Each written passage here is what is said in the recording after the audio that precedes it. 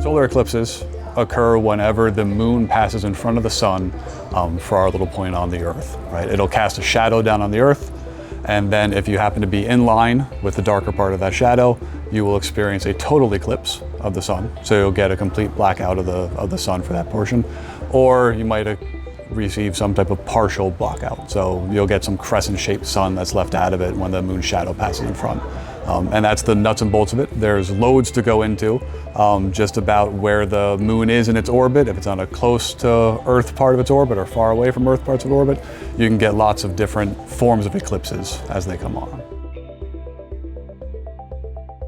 So number one rule of eclipse watching is don't look directly at the sun. Good rule to live by in general. But so for this particular one, if you want to observe the solar eclipse, you need to have the special glasses that have an approved film. They will block out enough light for you to safely be able to look directly at the sun and observe the eclipse as it goes through. If you don't have those glasses, you don't need them to observe it. What you do is you just don't look directly at the sun. You keep your back to it, and you can use what we call pinhole projectors to shine an image of the sun onto a nice white piece of paper or a good light colored concrete or something like that, and you can observe it indirectly that way. But that's the safest way to preserve your eyes and keep them from being damaged from any harmful rays.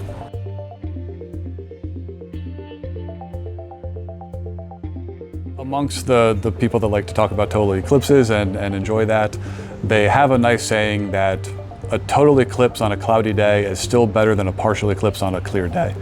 And you will get a blotting out of the sun. So you will get a good deep level of darkness that you might not be expecting, and you will not have experienced unless you've been to one before.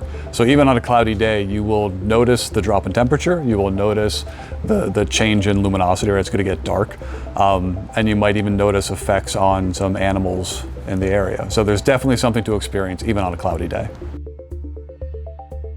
I mean, one of the great things about astronomy is that it doesn't take a lot of crazy equipment. Like, you can have fancy telescopes and cameras and all sorts of cool things to do it, but all you really need are your eyes. The stars are there for all of us, right? So all you have to do is look up on a nice night and you can see the stars and experience that. And that's been part of human history on Earth as long as we could, right? We have long, great stories of the great snake in the sky that is the Milky Way galaxy that you get to see on those beautiful nights.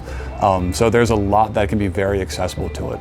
And that accessibility makes it a good entry into the world of astronomy and what's there for it. So it's one of those great equalizers. You don't need a giant science building to take advantage of it. You can just experience the celestial movement of what's out there on your own. And it makes for, I don't know, I think it's one of the great kind of gateways to science, because we all experience it, we like to hear about it. They make for great stories and great educational experiences.